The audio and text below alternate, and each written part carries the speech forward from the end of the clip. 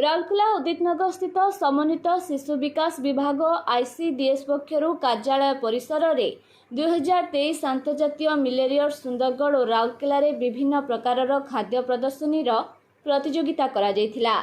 विशेषकर एथिरे जो खाद्य प्रस्तुत करा जायथिला ताहा मांडियारु तैयारी होइथिला। मिशन शक्तिर महिला माने मांडियारु तैयारी खाद्य सामग्री विशेषकर दही चला, गुपचुप, खीरी, मांडिया काकरा, पोलाओ, काकरा जलेबी, मांडिया सूप, बाजरा हलवा, मांडिया लड्डू, मांडिया खजूरी पिठा, मांडिया निमकी, मांडिया गुलगुला और अन्य खाद्य प्रस्तुत करा जायथिला।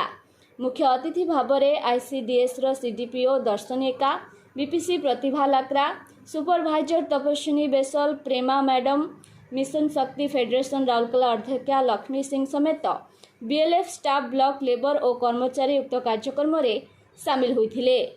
तेज आज आंतर्जातीय मिलिटेरियन कार्यक्रम को नहीं आईसीडीएस कार्यालय रे महिला भिड़ जमी। राउरकेला दिलीप शर्मा रिपोर्ट, कलिंग समाचार।